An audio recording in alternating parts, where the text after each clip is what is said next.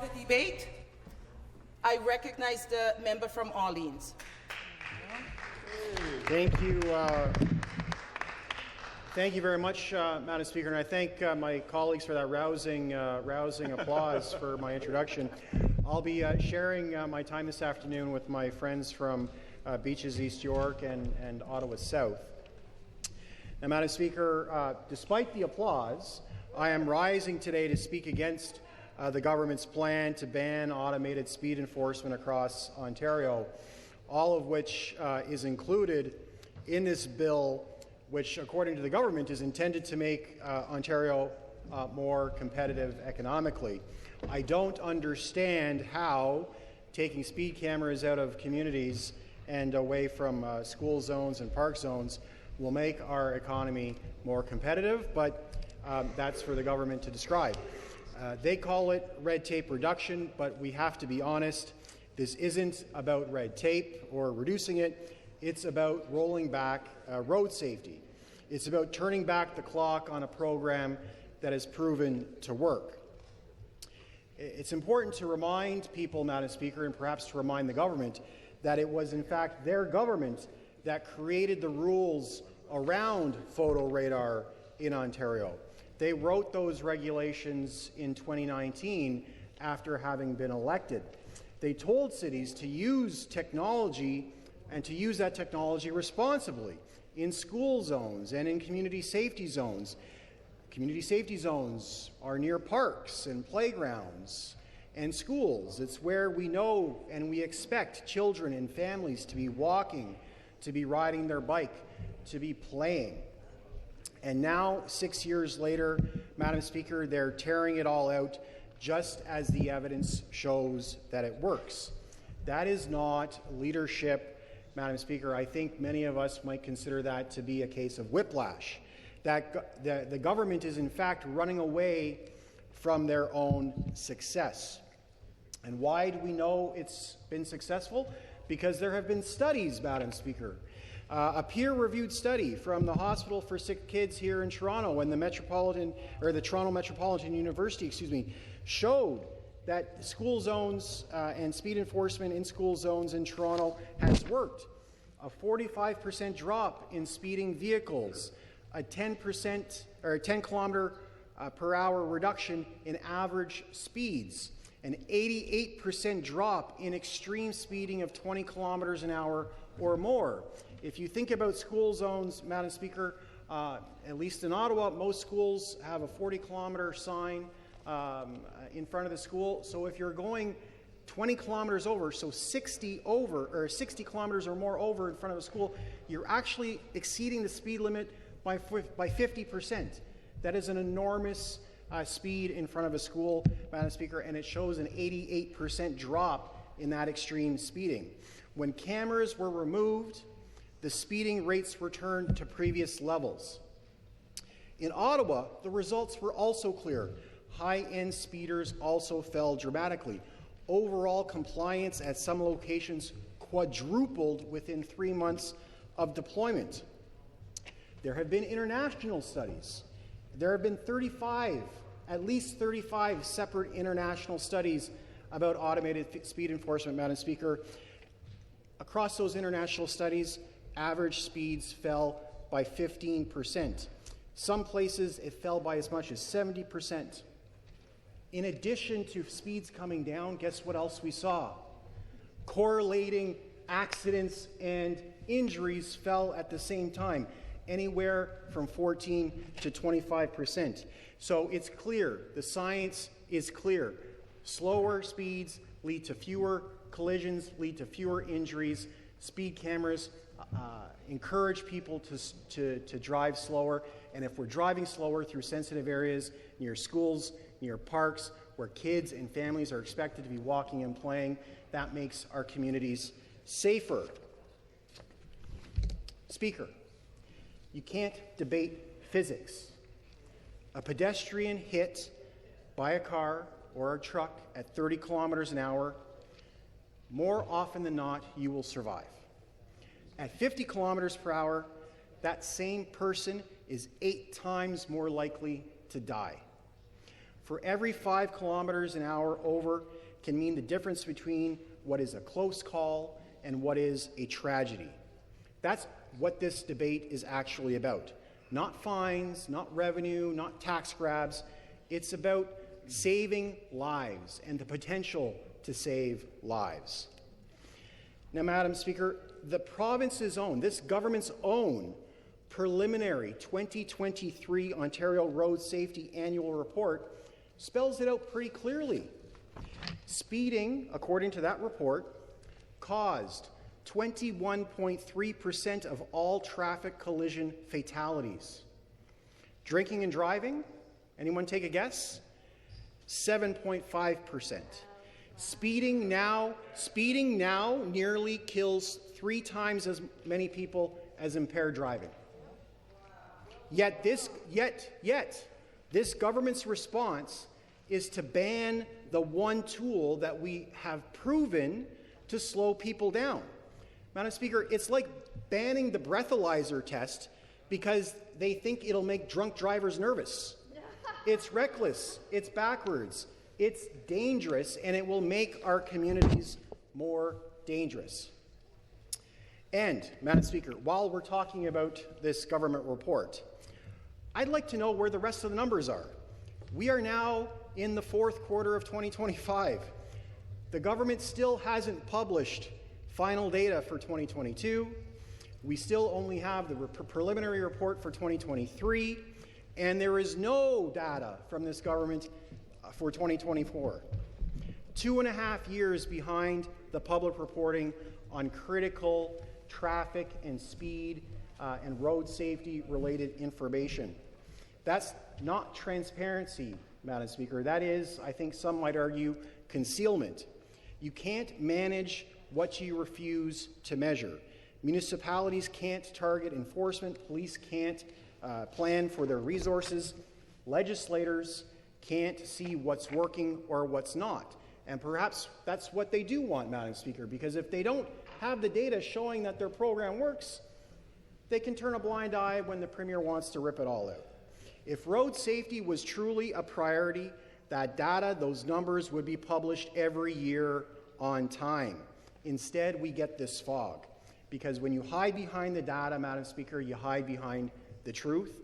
And we know that the truth about speed cameras is they work, and that doesn't fit the government, or perhaps only the Premier's, narrative and point of view. Now, Madam Speaker, when we deployed photo radar as part of our Vision Zero program in Ottawa, we took a very responsible approach. I was the chair of the Transportation Committee at the time when we launched that Road Safety Action Plan. It was a serious, data-driven effort to cut fatal and major injury collisions by 20% by 2024 and to reach Vision Zero by 2035.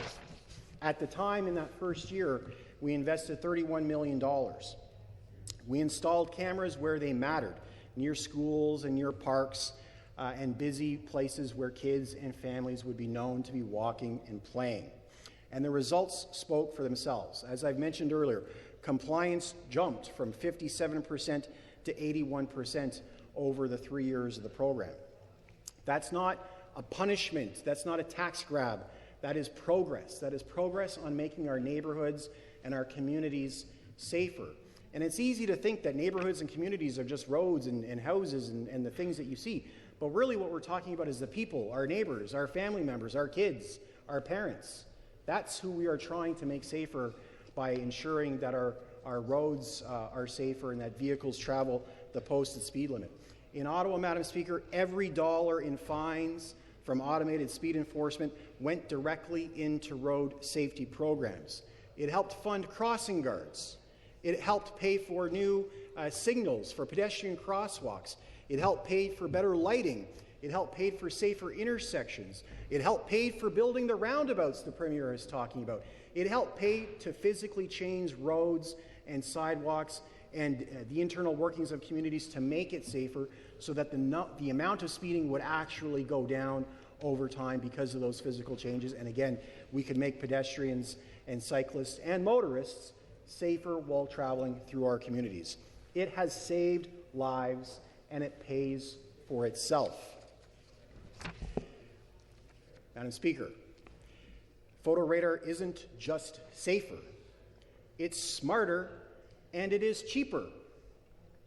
In Ottawa, CTV News reported that the public service has shown that every new photo radar camera is about $72,000 to design and install. That's a one-time investment for a device that works 24 hours a day, 7 days a week.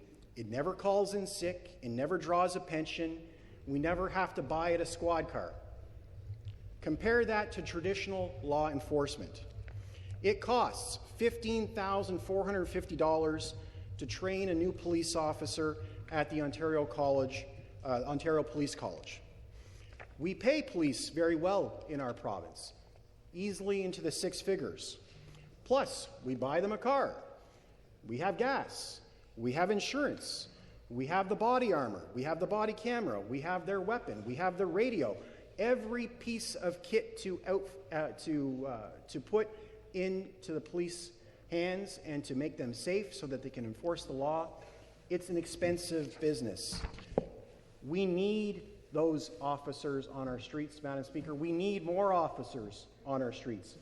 But we need them chasing violent offenders. We need them chasing drug traffickers and organized crime. We don't need them sitting in a squad car catching late parents trying to get to work as they drop their kids off to school. These are good people, honest people, having a temporary lapse in judgment. We should have police focus on the real bad guys because they are expensive and they are well trained. Let's put them to use where they will make the biggest and most important difference in our community. Photo radar is efficient and it is cost effective. So, Madam Speaker, let's let the police catch the bad guys and let's let technology correct bad habits. That's a smart policy. That's modern policing. That's just plain common sense. But instead of expanding that program that has proven to be effective, that is a point of common sense, this government wants to destroy it. Now, Madam Speaker, they say that they're fighting cash grabs. But what they forget to mention is that the only people paying are the people breaking the law. Instead, they're asking all Ontarians to use the very limited tax capacity that the province and municipalities have to use our collective money instead. So instead of asking people who are actually the ones causing the danger to pay for it, they want all of us to join together and pay for it, to subsidize the people who are breaking the law, Madam Speaker. That's not a cash grab, right? Photo radar is a life-saving investment. But I guess, as we've come to learn, the government doesn't see it that way. Madam Speaker, you can't tell parents and their kids that they're safer because you banned one thing slowing. They're not going to be safer simply because you make some physical changes to the roadway. It has to be backed up with proper enforcement, and that's what photo radar helps us do. I think it's also important to note, Madam Speaker, as the government lectures everyone about what is a cash grab and lectures people about following the rules, we have to look at what's been happening within their own ranks. We've all seen recent reporting. At least one cabinet-assigned vehicle was recorded driving more than 50 kilometers an hour over the posted speed limit on 12 separate occasions on a highway where speed limit was 100 kilometers an hour. That is, if I understand the law correctly, stunt driving, Madam Speaker. So one ministerial vehicle caught stunt driving at least 12 times. One of those ministerial assigned vehicles was clocked at 162. I don't know how far behind schedule these ministers are, Madam Speaker, but if you've got to go 162, I think you need to get a new scheduling assistant, because clearly you're not pacing your day properly. So while cabinet vehicles are being flagged for stunt driving, the government was preparing this legislation to ban the very technology that helps us catch stunt drivers and catch people who are speeding and make our communities more dangerous. That is a complete lack of judgment on the government's behalf. That is hypocritical, to say the very least. Madam Speaker, if a regular Ontarian, if my neighbour Gord got caught going 162 on Highway 174 or the 417, he would lose his license on the spot. His car would get towed. But when it's a minister's car, we get redacted reports and we get a shrug. You know, we'll do better next time. This is the core of the problem. This is the core of the problem around this particular issue, but I think we're starting to see that it's really at the core of the problem with the government. They tell everyone else to obey the rules, but when it comes to themselves, they like to exempt themselves. They like to avoid the consequences of rule breaking. In fact, the Premier said he actually tells people, don't break the rules, we're just going to change them so they no longer apply. That is very, very convenient, Madam Speaker, and I guess that fits with what we're debating here. The government gets caught red-handed with speed cameras, and now they're changing the rules to take speed cameras out of the equation. It fits the Premier's modus operandi pretty well. Well, Madam Speaker, that's not accountability. That is a degree of arrogance that really is on par with what we're seeing south of the border.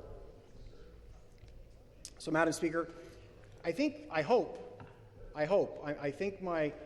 in this is being challenged by this legislation, Madam Speaker, but I hope that every child, and we can agree that every child has the right to walk to and from school safely. Every Ontarian has the right to come home safely at the end of the day. That, I hope, should be a moral baseline of what we do and how we approach traffic safety.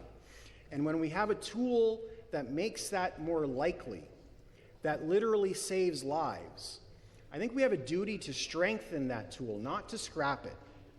You don't ban what works. You build on it. You make it better. If there are little problems with it, you fix those problems and you move on. You don't throw the baby out with the bathwater. So, Madam Speaker, real leadership doesn't hide numbers. Real leadership doesn't bury safety changes in an omnibus bill purportedly intended to help and build a more competitive economy. It doesn't confuse common sense with red tape. Real leadership publishes data, it owns the results, and it doubles down on programs and initiatives that save lives. That's what we did in Ottawa. That's what other municipalities have done, and others are still further ready to do. But that's unfortunately what this government refuses to do. So here's what we should do instead. We should keep photo radar. We should fix the problems in the cases of overreach, and we should expand it where it's proven to work. We should mandate that every dollar in fines goes directly into road safety improvements, like the ones the Premier has been talking about. We should publish road safety reports within 12 months of the year end, not 3 years later. We should give municipalities flexibility.